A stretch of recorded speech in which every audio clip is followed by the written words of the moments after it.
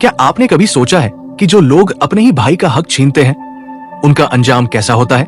ये कहानी उन्हीं लोगों की है जिन्होंने अपने ही खून के साथ छल किया, लेकिन वक्त ने ऐसा खेल खेला कि अंत देखकर हर किसी की रूह कांप उठी। तो आइए सुनते हैं एक ऐसी दास्तान जो सबक भी है और सच भी। नमस्कार प्रिय दर्शकों, जय श्री राम। आप सभी का मैं हार्दिक स्वागत है। हम आपके लिए लाते हैं सनातन धर्म की अद्भुत और प्रेरणादायक कथाएं जो आपके हृदय को सुख व शांति प्रदान करेंगी। कथा आरंभ करने से पहले एक विनम्र निवेदन है। शास्त्रों में कहा गया है कि अधूरी छोड़ी गई कथा दुख और पाप का कारण बनती है, इसलिए इसे अंत तक अवश्य सुने। यदि आप अपनी माँ से सच्चा प्रेम करते हैं तो इस वीडियो को लाइक करें और हमारे चैनल को सब्सक्राइब करें और कमेंट में माँ लिखकर अपना समर्थन दें। तो आइए बिना विलंब के आरंभ करते हैं आज की प्रेरणादायक कथा। एक घना जंगल था जिसमें एक विशाल पीपल का पेड़ अपनी जड़ों को दूर तक फैलाए खड़ा था। उसी पेड़ की सबसे ऊंची शाखा पर एक बूढ़ा गिद्ध रहता था। उसकी आंखों में जीवन का गहरा अनुभव और दिल में अनगिनत कहानियों का भंडार था। जंगल के छोटे पक्षी और जानवर अक्सर उसकी शाखा के नीचे इकट्ठा होते और उसकी कहानियों को सुनते। एक दिन जब शाम का सूरज अस्त हो रहा था तो कुछ बच्चे गिद्ध के पास आकर बैठ गए और बोले, गिद्ध बाबा, आज हमें कोई ऐसी कहानी सुनाओ जिसमें भाई के साथ किए गए अन्याय का अंत क्या होता है। बूढ़े गिद्ध ने अपनी पलकें झपकाई, अपने पंखों को फैलाया और गहरी सांस लेकर कहा, आज मैं तुम्हें एक ऐसी कहानी सुनाऊंगा जो सिर्फ एक कहानी नहीं बल्कि सच्चाई है। ये कहानी एक ऐसे परिवार की है जिसमें लालच और अन्याय ने भाईचारे को नष्ट कर दिया। सुनो ध्यान से। बहुत समय पहले एक गांव में एक किसान रहता था जिसका नाम हरिदास था। हरिदास के दो बेटे थे, रामू और श्यामू। हरिदास ने अपनी पूरी जिंदगी खेतों में मेहनत की थी और अपने बेटों को अच्छी परवरिश दी थी। उसकी पत्नी गंगा एक सुलझी हुई महिला थी जिसने अपने दोनों बेटों को समान प्यार और संस्कार दिए थे। रामू बड़ा बेटा था, शांत स्वभाव का, मेहनती और सरल हृदय का। श्यामू छोटा था, चालाक और थोड़ा लालची स्वभाव का। हरिदास अपने दोनों बेटों को बहुत प्यार करता था और चाहता था कि उसके बाद दोनों मिलकर उसकी जमीन और घर को संभाले। एक दिन हरिदास ने अपने बेटों को बुलाकर कहा, बेटा, मैं अब बूढ़ा हो गया हूं। अब समय आ गया है कि मैं अपने खेत और संपत्ति को तुम दोनों के बीच बराबर बांट दूं। रामू ने सिर झुकाकर कहा, बाबा, जो भी आप उचित समझें हमें स्वीकार है। श्यामू ने कहा, हाँ बाबा, मुझे भी कोई आपत्ति नहीं है। हरिदास ने अपनी संपत्ति का बंटवारा दोनों के बीच समान रूप से कर दिया। खेत, घर, मवेशी सब कुछ बराबर हिस्से में दे दिया। दोनों बेटे अब अपनी अपनी जिंदगी सुख से जीने लगे। समय बीतता गया। रामू और श्यामू दोनों ने अपने हिस्से के खेतों में मेहनत की। रामू अपने खेतों में दिन रात मेहनत करता और अच्छी फसल उगाता। उसकी मेहनत रंग लाई और उसके खेत लहलहाने लगे। उसकी आर्थिक स्थिति भी अच्छी हो गई। दूसरी ओर श्यामू ने खेतों में मेहनत नहीं की। वो आलसी था और हर वक्त आसान रास्ता ढूंढता रहता। जब उसने देखा कि रामू के खेतों में ज्यादा फसल हो रही है और उसकी हालत अच्छी हो रही है तो उसके मन में जलन पैदा हो गई। श्यामू ने सोचा, रामू तो मुझसे बड़ा नहीं है, फिर उसे इतनी सफलता क्यों मिल रही है? मैं भी तो उसका भाई हूं, क्यों न मैं उसकी जमीन पर अपना अधिकार जमा लूं? श्यामू ने अपनी पत्नी से इस बारे में बात की। उसकी पत्नी भी स्वार्थी और लालची थी। उसने श्यामू को उकसाया, तुम बड़े भाई हो, तुम्हारा हक ज्यादा बनता है। जाकर पिता से कहो कि रामू के खेत का एक हिस्सा तुम्हें भी चाहिए। श्यामू ने जाकर हरिदास से कहा, बाबा, रामू के खेत का एक हिस्सा मुझे भी मिलना चाहिए। मैं भी आपका बेटा हूं। रामू के पास ज्यादा खेत है, मेरे पास कम है। हरिदास ने शांत स्वभाव में कहा, बेटा, मैंने तुम्हें और रामू को बराबर हिस्सा दिया है। अगर रामू ज्यादा उपज ले रहा है तो ये उसकी मेहनत का फल है। श्यामू को ये बात नागवार गुजरी। उसने मन ही मन रामू से बदला लेने की ठान ली। श्यामू ने एक रात रामू के खेतों में आग लगा दी। रामू की फसल जलकर राख हो गई। रामू ने जब यह देखा तो वो हैरान रह गया। वो रोते हुए अपने पिता के पास गया और बोला, बाबा, मेरी मेहनत बर्बाद हो गई, मेरे खेत जल गए। हरिदास ने कहा, बेटा, जिसने अन्याय किया है उसका फल उसे अवश्य मिलेगा, धैर्य रखो। लेकिन श्यामू के मन में पाप का बीज जम चुका था। उसने अपने दोस्तों के साथ मिलकर रामू के हिस्से की जमीन पर भी कब्जा कर लिया। रामू ने इसका विरोध किया। लेकिन श्यामू ने गुंडों के बल पर उसे धमकाया और उसके घर को भी अपने नाम कर लिया। रामू के पास अब कुछ भी नहीं बचा था। वो अपने छोटे से परिवार के साथ एक झोपड़ी में रहने लगा। उसकी पत्नी और बच्चे भूख से बेहाल थे, लेकिन रामू ने हार नहीं मानी। उसने एक नए खेत में मेहनत शुरू की। श्यामू अब अपने कब्जे की जमीन और घर का आनंद लेने लगा।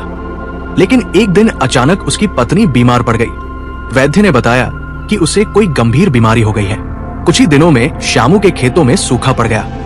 फसलें बर्बाद होने लगी। उसकी पत्नी की हालत बिगड़ती चली गई। श्यामू ने सोचा, क्या ये सब मेरे कर्मों का फल है? एक दिन श्यामू की पत्नी ने मरने से पहले कहा, श्यामू, हमने रामू के साथ अन्याय किया है। भगवान ने हमें इसका दंड दिया है। जाकर रामू से माफी मांगो, नहीं तो हमारा विनाश निश्चित है। श्यामू ने रोते हुए रामू के पास जाकर माफी मांगी। रामू ने कहा, भाई, मैंने तुझसे कभी बैर नहीं रखा। तेरा धन दौलत मुझसे ले लेना, पर भाईचारा मत तोड़ना। श्यामू फूट फूट कर रो पड़ा। उसने रामू से कहा, भाई, मैंने तुझसे बहुत अन्याय किया है। अब मैं कभी ऐसा नहीं करूंगा। श्यामू ने रामू को उसकी जमीन और घर वापस कर दिया। उसने कहा, यह सब तेरा हक है। रामू ने श्यामू को गले लगाया। दोनों भाइयों के बीच फिर से प्रेम और विश्वास का रिश्ता जुड़ गया। बूढ़े गिद्ध ने कहा, बच्चों, जो लोग भाई का हक छीनते हैं, उन्हें अंत में अपने कर्मों का फल अवश्य मिलता है। इसलिए सदा न्याय और प्रेम के मार्ग पर चलो। बच्चे गिद्ध की बातों को सुनकर गहरे सोच में पड़ गए। उन्हें समझ आ गया कि लालच और अन्याय का अंत कभी अच्छा नहीं होता। श्यामू ने रामू से माफी तो मांग ली थी, लेकिन उसके मन का अपराध बोध खत्म नहीं हो रहा था। रामू ने उसे माफ तो कर दिया था, लेकिन श्यामू को यह एहसास हो चुका था कि उसने अपने ही खून के साथ कितना बड़ा अन्याय किया था। वो रातों को सो नहीं पाता। जब भी अपनी पत्नी के अंतिम शब्द उसे याद आते, तो उसका मन ग्लानि से भर उठता। श्यामू ने अब तय कर लिया कि वो अपने पापों का प्रायश्चित करेगा। उसने रामू से कहा, भाई, मैंने तेरे साथ बहुत अन्याय किया है। अब मैं अपनी पूरी जिंदगी तेरे साथ कंधे से कंधा मिलाकर काम करूंगा। जो कुछ भी मैंने तुझसे छीना है, उसकी भरपाई करूंगा। रामू ने उसे गले लगाया और कहा, भाई, मैं तुझसे कुछ नहीं चाहता। बस इतना चाहता हूं कि हम फिर से पहले की तरह एक हो जाएं। श्यामू ने सिर झुकाकर हामी भरी और अब दोनों भाइयों ने मिलकर खेतों में मेहनत शुरू कर दी। रामू की सादगी और श्यामू के अनुभव ने मिलकर खेतों को फिर से लहलहा दिया। गांव के लोग अब दोनों भाइयों की एकता की मिसाल देने लगे। रामू और श्यामू की बढ़ती संपन्नता को देखकर गांव का ठाकुर विजयराज उनसे ईर्ष्या करने लगा। ठाकुर के पास बहुत जमीन थी, लेकिन वो लालची स्वभाव का था। उसे ये सहन नहीं हो रहा था कि दो साधारण किसान उसकी बराबरी कर रहे हैं। एक दिन ठाकुर के खास आदमी रघु ने उसे कहा, मालिक, रामू और श्यामू के खेतों की उपज तो आपकी उपज से भी बेहतर हो रही है। अगर यही हाल रहा तो जल्द ही वे दोनों पूरे गांव के सबसे अमीर आदमी बन जाएंगे। ठाकुर ने गहरी सांस ली और कहा, इससे पहले कि ये किसान हमसे आगे निकले, हमें कुछ करना होगा। रघु ने कहा, मालिक, एक उपाय है। अगर इनकी जमीन पर हमारा कब्जा हो जाए तो फिर वे दोबारा गरीब हो जाएंगे। ठाकुर ने कहा, लेकिन वो दोनों अब बहुत सतर्क हो गए हैं। पहले हमें उनकी एकता को तोड़ना होगा। रघु ने कहा, इसके लिए हमें इनके बीच फिर से अविश्वास का बीज बोना होगा। ठाकुर ने रघु से कहा, जाओ, ऐसा जाल बिछाओ कि भाई फिर से एक दूसरे के दुश्मन बन जाए। रघु ने रामू और श्यामू के खेतों के पास जाना शुरू कर दिया। वो कभी रामू के पास जाता और कहता, रामू भाई, तुम्हें पता है श्यामू ने ठाकुर से पैसे लिए हैं। सुना है कि वो तुम्हारी जमीन फिर से हथियाना चाहता है। रामू हंसकर कहता, रघु, श्यामू ने मुझसे माफी मांगी है, अब वो ऐसा कभी नहीं करेगा। रघु फिर श्यामू के पास जाता और कहता, श्यामू, मैंने सुना है कि रामू अकेले ही तुम्हारी जमीन पर मालिकाना हक चाहता है। अगर तुमने ध्यान नहीं दिया तो रामू तुम्हें फिर से कंगाल बना देगा। श्यामू को पहले तो विश्वास नहीं हुआ, लेकिन रघु बार बार उसे बहकाता रहा। धीरे धीरे उसके मन में संदेह घर करने लगा। एक दिन रामू खेत में काम कर रहा था। तभी श्यामू वहां पहुंचा और गुस्से में बोला, रामू, सुना है कि तू मेरी जमीन पर कब्जा करना चाहता है। रामू ने हैरानी से कहा, भाई, तू ये क्या कह रहा है?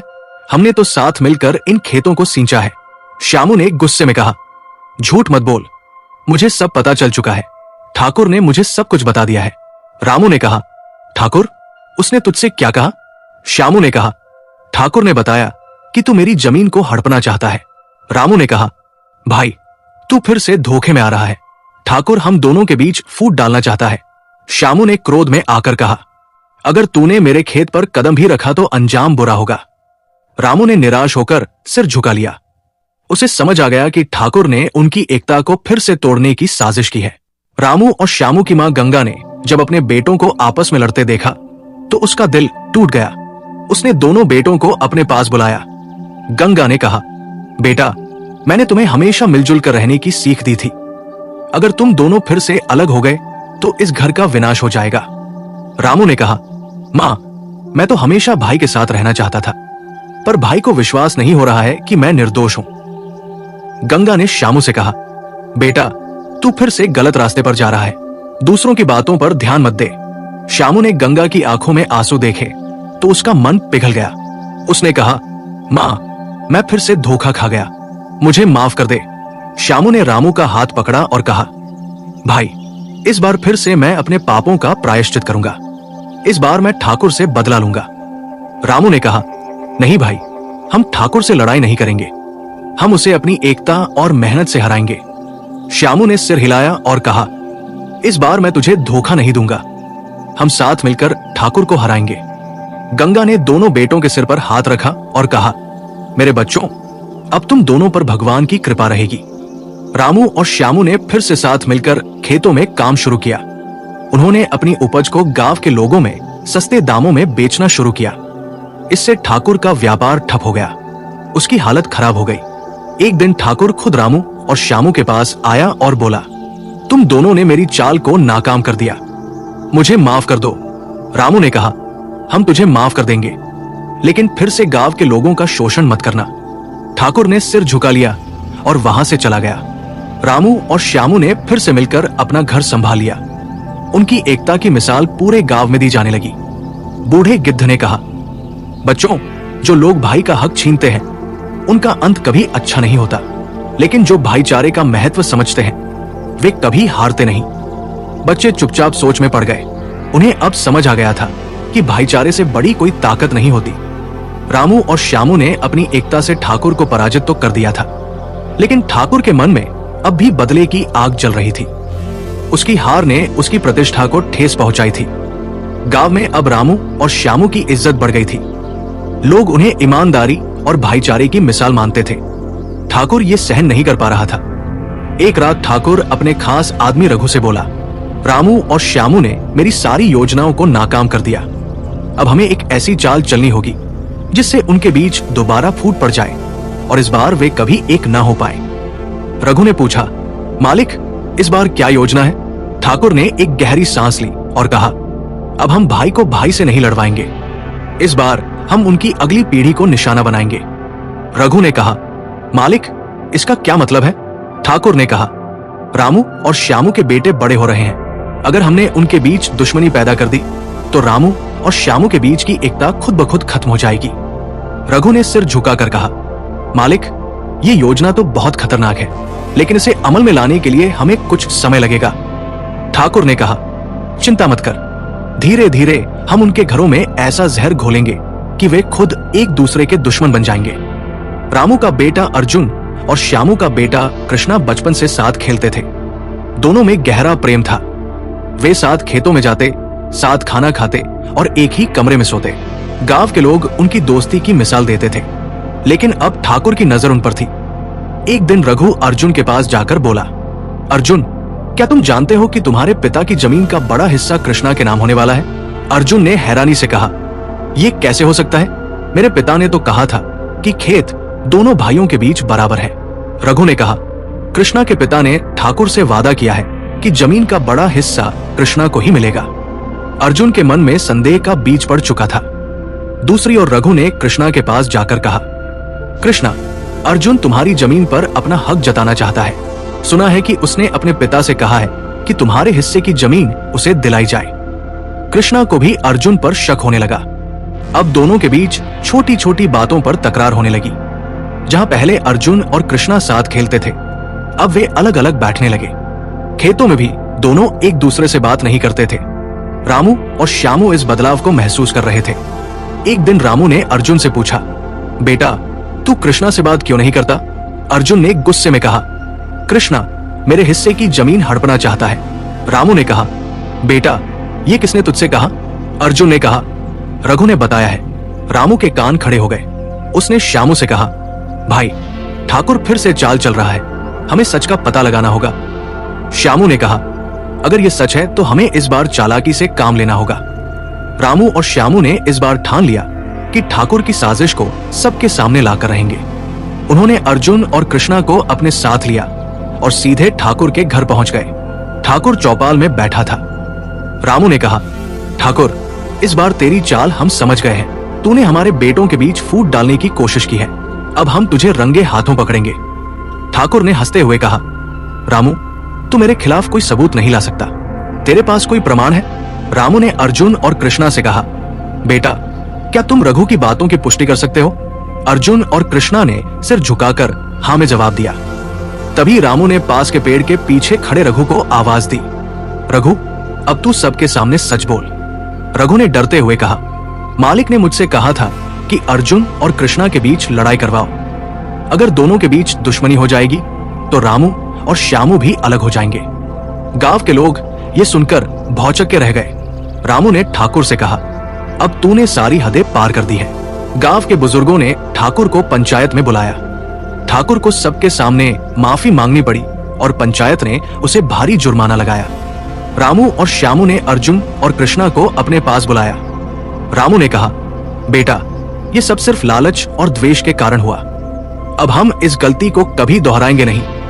श्यामू ने कहा, भाईचारा ही सबसे बड़ी ताकत है, अगर हम साथ रहेंगे तो कोई हमें नहीं हरा सकता। अर्जुन और कृष्णा ने एक दूसरे का हाथ पकड़ा और कहा, अब हम कभी अलग नहीं होंगे। रामू और श्यामू ने फिर से अपने खेतों को मिलाकर एक कर दिया। अब दोनों परिवार साथ मिलकर रहने लगे। खेतों में खुशहाली लौट आई। गांव के लोग फिर से रामू और श्यामू की एकता की मिसाल देने लगे। ठाकुर को अब गांव में कोई सम्मान नहीं देता था। उसकी जमीन बिकने लगी और उसका व्यापार ठप हो गया। कुछ ही महीनों में ठाकुर की हालत इतनी खराब हो गई कि उसे अपना घर तक बेचना पड़ा। एक दिन ठाकुर बीमार पड़ गया। कोई उसकी मदद को नहीं आया। आखिरकार वो तन्हाई में ही मर गया। रामू ने कहा, देखा भाईचारे की ताकत से सबसे बड़ा दुश्मन भी हार जाता है। श्यामू ने कहा, जो भाई का हक छीनता है उसका अंत ऐसा ही होता है। बूढ़े गिद्ध ने अपनी आंखें खोली और कहा, बच्चों इस कहानी से हमें यही सीख मिलती है कि भाईचारा कभी टूटने नहीं देना चाहिए। जो भाई का हक छीनता है वो अंत में अकेला और पराजित हो जाता है, लेकिन जो साथ रहते हैं वे हर मुश्किल पर जीत हासिल करते हैं। बच्चे सिर झुकाकर सोचने लगे। उन्हें अब समझ आ गया था कि भाईचारे से बड़ी कोई ताकत नहीं होती। रामू और श्यामू ने अपनी मेहनत और भाईचारे से न केवल अपने खेतों को फिर से हरा भरा कर दिया था, बल्कि गांव के लोगों के दिलों में भी अपनी जगह बना ली थी। गांव के लोग अब उन्हें सम्मान की नजर से देखते थे। ठाकुर की हार के बाद गांव में एक नई चेतना जागी थी। अब कोई भी किसी के साथ अन्याय करने की हिम्मत नहीं करता था।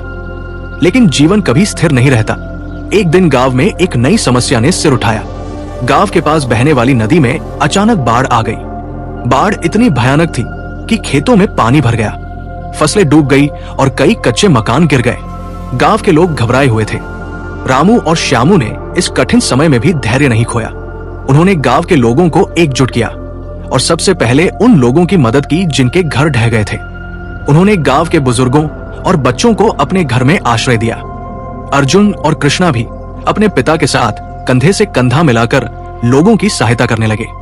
रामू ने कहा, भाई अब हमें फिर से खेतों को संवारना होगा। इस बार हमें और भी ज्यादा मेहनत करनी होगी। श्यामू ने मुस्कुराकर कहा, हम साथ हैं तो कुछ भी असंभव नहीं है। रामू और श्यामू ने बाढ़ के बाद खेतों को संवारने का काम शुरू कर दिया। अर्जुन और कृष्णा ने भी पूरी लगन से काम किया। गांव के लोग भी उनके साथ आ गए। सभी ने मिलकर खेतों की मिट्टी को दोबारा तैयार किया, बीज बोए और मेहनत से फसल को फिर से हरा भरा बना दिया। कुछ ही महीनों में खेतों में फिर से हरियाली लौट आई। फसल लहलहाने लगी। इस बार फसल पहले से भी अच्छी हुई। गांव के लोग रामू और श्यामू की तारीफ करने लगे। ठाकुर के पास जो थोड़ी बहुत जमीन बची थी वो भी उसने बेच दी। अब ठाकुर पूरी तरह से कंगाल हो चुका था। एक दिन ठाकुर ने रामू और श्यामू के पास आकर कहा, तुम दोनों ने मेरी हर चाल को नाकाम कर दिया। अब मैं हार मान चुका हूं। मेरी हालत पर अब सिर्फ तुम्हारी दया ही मुझे बचा सकती है। रामू ने कहा, ठाकुर, हम तुझे माफ तो कर सकते हैं, लेकिन ये भरोसा नहीं दे सकते कि तू फिर से अपनी चालबाजियों से बाज आएगा। श्यामू ने कहा, अगर तू सच में पश्चाताप कर रहा है तो गांव के लोगों की सेवा कर, अब लालच और छल का रास्ता छोड़ दे। ठाकुर ने सिर झुका लिया और वहां से चला गया। रामू और श्यामू ने अर्जुन और कृष्णा को अपने पास बुलाया। रामू ने कहा, बेटा, जीवन में कई बार ऐसे मौके आएंगे जब लोग तुम्हें लड़वाने की कोशिश करेंगे, लेकिन तुम्हें हमेशा ये याद रखना है कि भाईचारा सबसे बड़ी ताकत है। श्यामू ने कहा, अगर हम साथ रहेंगे तो दुनिया की कोई भी ताकत हमें हरा नहीं सकती। अर्जुन ने कहा, पिताजी, हमें आपकी सीख हमेशा याद रहेगी, हम कभी अलग नहीं होंगे। कृष्णा ने अर्जुन का हाथ पकड़ते हुए कहा, अब हम साथ मिलकर खेतों की देखभाल करेंगे। रामू और श्यामू ने संतोष की सांस ली। उन्होंने महसूस किया कि अब उनके बच्चों ने जीवन का सबसे बड़ा सबक सीख लिया है। ठाकुर को अब अपनी गलती का एहसास हो चुका था। उसने अपनी सारी बची हुई जमीन को बेचकर जो पैसे मिले उन्हें गांव के मंदिर और स्कूल के निर्माण में लगा दिया। उसने गांव के बुजुर्गों और गरीबों की मदद की। एक दिन ठाकुर ने रामू और श्यामू से कहा, मैंने जीवन भर केवल लालच और द्वेष किया, लेकिन अब मैं अपनी बाकी जिंदगी गांव के लोगों की सेवा में बिताना चाहता हूं। रामू ने कहा, ठाकुर, अगर तेरा हृदय सच में बदल गया है तो हम तुझे माफ करते हैं। श्यामू ने कहा, अब तुझे भी भाईचारे की ताकत को समझना होगा। ठाकुर ने सिर झुका लिया और कहा, तुम दोनों ने मेरी जिंदगी बदल दी, अब मैं भी इस गांव की भलाई के लिए काम करूंगा। समय बीतता गया। रामू और श्यामू के खेतों में फिर से हरियाली छा गई। अर्जुन और कृष्णा ने नई तकनीकों का उपयोग करके खेतों की पैदावार को और भी बढ़ा दिया। अब गांव के लोग रामू और श्यामू के परिवार की मिसाल दिया करते थे। रामू और श्यामू ने अर्जुन और कृष्णा की शादी भी गांव की ही दो सुंदर और संस्कारी लड़कियों से कर दी। अब उनके घरों में खुशियों की बयार बहने लगी थी। एक दिन अर्जुन ने कहा, पिताजी, हम दोनों भाइयों ने अब ठान लिया है कि हम इस गांव को आदर्श गांव बनाएंगे। रामू ने कहा, बेटा, हमें तुम पर गर्व है, भाईचारे की ताकत से हम हर मुश्किल को हरा सकते हैं। श्यामू ने कहा, भाईचारा ही हमारी सबसे बड़ी संपत्ति है। अर्जुन और कृष्णा ने मिलकर अपने पिता के चरण स्पर्श किए। गांव के लोग रामू और श्यामू के आंगन में इकट्ठा हुए और बोले, भाईचारे की इस मिसाल को सदियों तक याद रखा जाएगा। बूढ़े गिद्ध ने अपनी आंखें खोली और कहा, बच्चों, यही इस कहानी की सच्चाई है। जो भाई का हक छीनता है वो अंत में अकेला और पराजित हो जाता है, लेकिन जो भाईचारे की ताकत को पहचानता है उसकी जीत निश्चित होती है। बच्चे चुपचाप सोचने लगे। उन्हें अब समझ आ चुका था कि भाईचारा ही सबसे बड़ी शक्ति है। आदरणीय श्रोताओं, अगर इस कथा ने आपको प्रेरित किया हो तो कृपया इसे लाइक और शेयर करना न भूलें। आपके विचार हमारे लिए अमूल्य हैं, इसलिए अपनी प्रतिक्रिया कमेंट बॉक्स में जरूर लिखें। जय श्री कृष्णा के माध्यम से अपने श्रद्धा भाव व्यक्त करें। आपका सहयोग और समर्थन हमें आगे बढ़ाता है। जय श्री राम।